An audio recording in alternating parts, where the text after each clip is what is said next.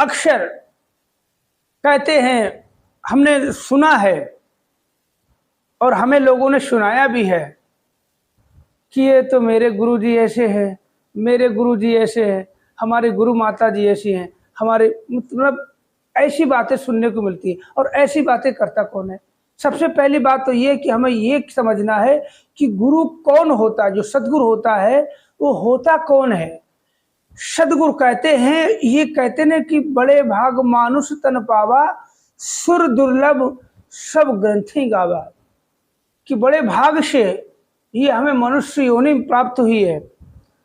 और कहते हैं कि उठत बैठत हरि भजो, उठत बैठत हरि भजो, साधु संग प्रीत, और नानक दुर्मत छुट गई, पार ब्रह्म बसे पीते। पार ब्रह्म तब बसता है जब सदगुरु के द्वारा प्रदान ब्रह्म ज्ञान हमारे हृदय में बसता है, तो ये ब्रह्म हमारे हृदय में बसता है।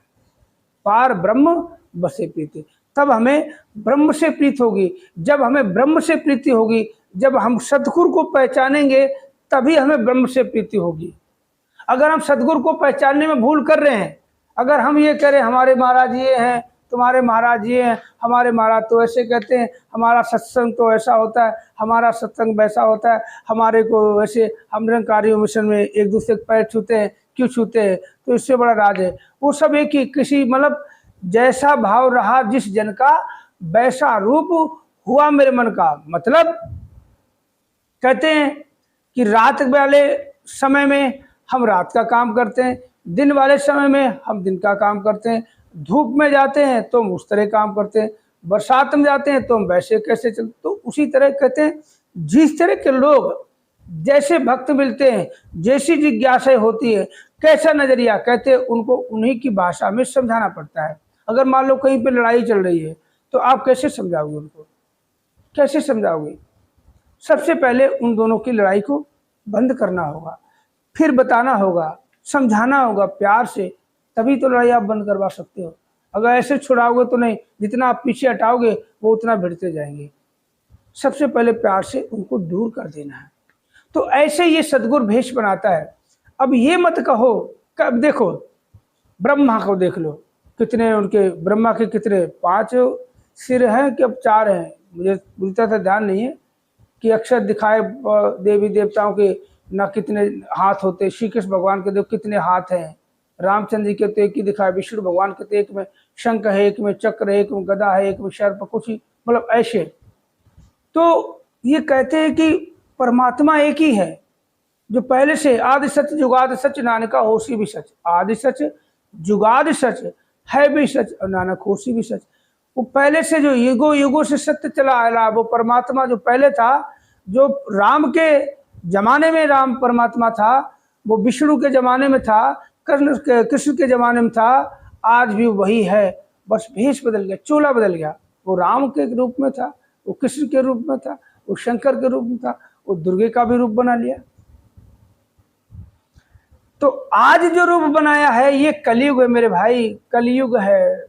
कलयुग में समझाना इंसान को, कहते हैं अपने, कहते विराट स्वरूप में भी अगर, विराट स्वरूप में भी अगर सदगुरु प्रकट हो जाए हमारे सामने, अपने इस रूप को छोड़ के और विराट स्वरूप में हमारे सामने आ जाए, तो लोग क्या कहेंगे, अरे यार ये तो कोई तांत्रिक लगता है, वो तंत्र विद्या से ये दिखा रहे, जादू मंत्र है, वो विश्वास नहीं करता। और विश्वास ही परमात्मा है। आपने ब्रह्म ज्ञान लिया है, मैंने ब्रह्म ज्ञान लिया, ब्रह्म तो एक ही है, ज्ञान तो वही है। तो ज्ञान लेने के बाद पता चलता है कि परमात्मा कैसा है। परमात्मा की कोई जात नहीं, परमात्मा का कोई रंग नहीं, परमात्मा का कोई रूप नहीं, परमात्मा का कोई आकार नहीं, परमात्मा खाता नहीं पीता नहीं। कहते उठत बैठत हरि भजो। जो इंसान सदगुरु के वचनों को मानकर उठते बैठते हरि भजता है हमेशा, और उन्हीं के वचनों पर चलता है, परमात्मा उसी को प्राप्त होता है, हर समय उसके साथ रहता है। किस रूप में? सदगुरु के रूप में। क्योंकि वो बहुत बड़े भाग्यशाली हैं जिनके जीवन में एक सदगुरु का आगमन होता है, और सदगुरु की शरण में हम जाते हैं। जब हम सदगुरु की शरण में जाते हैं तो वास्तव में हमारा जीवन वहीं से एक नया कहते नया जन्म होता है कि जब हम ब्रह्म ज्ञान लेते हैं वहाँ से हमारा एक नया जन्म मिलता है। जो पुराना जन्म होता है, पुरानी जिंदगी होती है, हमारे कर्म जो होते हैं, वहाँ से सदगुरु हमें ज्ञान देके बदल देता है, हमारी सोच को बदल देता है, हमारे नजरिया बदल देता है। क्योंकि जब ये परमात्मा प्रकट होता है हमारे सामने, प्रकट कि देखो ये ब्रह्म है, कि ब्रह्म की प्राप्ति और बाकी जो सब दुनियादारी भ्रम है,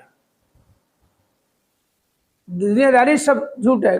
LIC में कहते हैं ना कि जिंदगी के साथ भी और मरने के बाद भी। मरने के बाद बताओ कितना झूठ है। LIC कहती है जिंदगी के साथ भी और मरने के बाद भी। मरने के बाद LIC कहाँ साथ होती भाई? जो जीवित है उन्हीं के साथ रहेगी। मान लो मैंने LIC कराई, नॉमिनी बना दे किसी और को, मैं मर गया तो नॉमिनी को पैसा मिलेगा, जीवित को मिलेगा, मरने वाले को LIC कुछ नहीं दे सकती।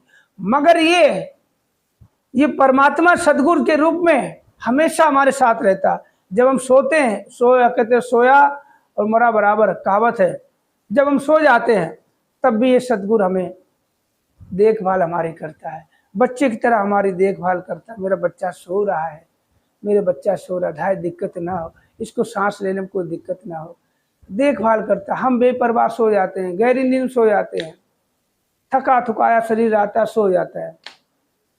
सदगुरु हमें शरीर को सांसें देता रहता है, सांसें देता रहता है। अरे यही है ब्रह्म, पहचान लो भैया मेरे।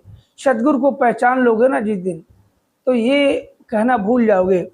अक्सर लोग कहते हैं ये मेरा गुरु, अरे कोई किसी का गुरु नहीं है, एक ही है गुरु, दुनिया में एक ही है। भेष बना लिया, कभी खुशी रूप में तो कभी किसी रूप में, ना जाने कितने। ये देखो, हम उनकी बात नहीं कर रहे हैं जिनके दामन पे दाग लगे हुए, मैं उनका नाम भी नहीं लेना चाहता हूँ, क्योंकि वो कहते जब असल होता है ना तो नकल भी होती है। जब ओरिजिनल कागज आपके पास होगा ना तो फोटोकॉपी होते देर नहीं लगती। तो वो फोटोकॉपी थे, दिखावा आया अपना, वो खूब डंका बजाया, उसके बाद शांत हो गए। हम नाम किसी का नहीं ले रहे, क्योंकि भाई देखो अच्छी बातें, धार्मिक बातें करना, आध्यात्मिक तो गलत बात नहीं बोलने, किसी का नाम नहीं लेना। मैं तो बस यही है कि महाराज जी जो है, महाराज जी सिर्फ हम नाम बोलते हैं, आशुतोष महाराज जी, मगर वो है क्या? दुनिया के मालिक हैं। ये पूरी जो सृष्टि है ना, कहते सूरज चांद सितारे धरती, ये जो भी आप देख रहे ना, पूरी सृष्टि यही चला रहे हैं। अगर समाधि में होते तो कैसे चलाते? अगर समाधि में कहते परमात्मा समाधि ले लेगा, ब्रह्म समाधि ले लेगा, तो सृष्टि तो पहले समाधि बन जाएगी। तो ये नहीं कहना मेरा गुरु तुम्हारा गुरु। एक ने भाई ने बोल दिया, अरे यार भाई है बहन है पता नहीं, मैं किसी का नाम नहीं लेता हूँ, मेरे लिए बोला कि भैया तू इतना लंबा लंबा हाँ करा है, ऐसा मेरी भाषा बोल रहा है, तू निरंकारी मिशन में ही चला जा, तेरा तो खुद ही दो नाव पे पैर हैं। अरे भाई साहब मैं आपको बोल रहा हूँ, ऐसी क्यों गंदी गंदी बातें करते हो? बुरा नहीं मानना, वीडियो अगर आप देख रहे हो तो मैं आपके लिए कह रहा हूँ। इतना पहले अगर सत्संगी देखो, इसमें देखो ब्रह्म की प्राप्ति, ब्रह्म की समाप्ति। या तो आपने ब्रह्म ज्ञान नहीं लिया, ब्रह्म ज्ञान लोगे ना तो ये कहना भूल जाओगे कि इक्को नूर है सबदे अंदर, नर है चाहे नारी हो, ब्राह्मण खत्री वैश्य हरिजन इकदी खलकत सारी हो। जब से देखो हमें पता ये चला कि महाराज जी का, देखो आप लोगों को खुशी होनी चाहिए यार, आप लोगों को इतनी खुशी होनी चाहिए कि चलो कोई तो है कि हमें गुरु का बखान करता है, हमारे गुरु के बारे में बड़ी बड़ी बातें करता है। हम तो सोचते हमारे महाराज जी सब हमें जिज्ञासा, कहते कोई घर में मर जाता है तो सभी आके अगर रोने लग जाए तो भैया जिनके ऊपर बीती है, बुरा नहीं मानना, जिसके घर में मौत होती है आने वाले सारे रोने लग जाएं। औरतें तो रोती हैं, आदमी में आके है भैया है मेरे क्या मर गया ऐसे चिल्लाने लग जाए, सारे जो भी हैं सब रोने लग जाएं, तो भैया एक बार तो माहौल कौन बनाएगा बताओ? जिनके घर में मातम मरा हुआ है वो तो बेचारे और परेशान हो जाएंगे। तो इसीलिए कहते हैं कुछ लोग हिम्मती होते हैं, ताकत देते हैं, हौसला देते हैं, सब्र करो कोई बात नहीं, ये सच्चाई है, ये तो भाई परमात्मा का दिया हुआ जीवन है, जब वो चाहे देता है, जब चाहे ले लेता है। ये तो सांसें दी जितनी देते राम ने उतना चले खिलौना, तो समझाते हैं। तो आपको खुशी होनी चाहिए। हमें जब से पता चला कि महाराज जी का, अरे महाराज जी का शरीर देखो, 2 दिन 4 दिन 5 दिन 10 दिन 20 दिन महीना 2 महीने 6 महीने साल 2 साल 5 साल 6 साल का नहीं, कितने सालों से शरीर सुरक्षित है। जब मुझे पता चला भाई साहब, जरा सोचो, उसी को अरे गहरे नत्थु खोरे को ऐसा नहीं लगा भाई साहब, बुरा नहीं मानना। अगर आपको लगता है मेरा वीडियो, हम जो भी देख रहे हो, कि आज के बाद हम आशुतोष महाराज जी की बात करना छोड़ दूंगा, अगर आपको ऐसा लगता है, देखो हमें पता है और लोगों को, दुनियावी लोगों को बात करो क्या बोलेंगे, बुरा नहीं मानना शब्दों का वो इस्तेमाल कर रहा हूं कि महाराज जी तो मर गए, दुनिया वाले यही कहेंगे। उन्हें पता ही नहीं है गुरु क्या होता है। अरे कुछ नहीं पता, बस उन्हें कीमती करोड़ों का हीरा मिलता है, उसे पत्थर समझ के ले आता है और उस गधे को खूब रगड़ रगड़ खूब नहलाता है, खूब रगड़ रगड़ खूब नहलाता है। तो एक दिन उसके पास एक सुनार आता है, वो नजर पड़ती है, वो तो तुरंत देखते पहचान जाता है, तुरंत पहचान जाता है कि ये बहुत कीमती हीरा है। तो उस इंसान से बोला, धोबी से, कि भैया ये पत्थर कितने का दोगे।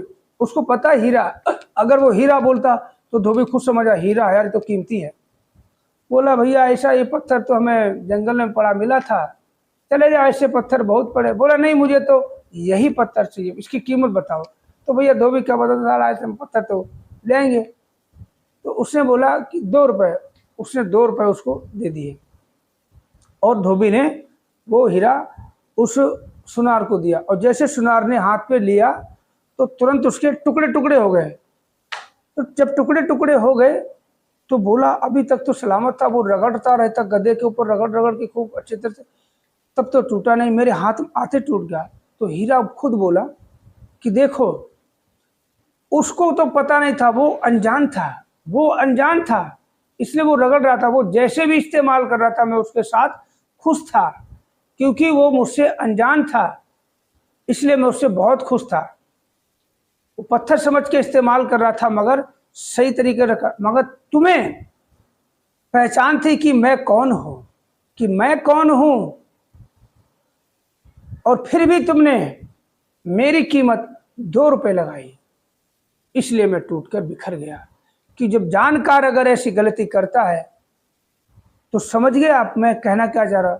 जब ब्रह्म ज्ञानी लोग अगर ऐसी बातें करेंगी तो निरंकारी मिशन का है। अरे यार, मैं अच्छा लगता है, मेरा बहुत मन करता है कि महाराज जी की समाधि जाओ। अब देखते हैं कौन कौन कमेंट करता है। वीडियो कैसा लगा कमेंट करके जरूर बताएं।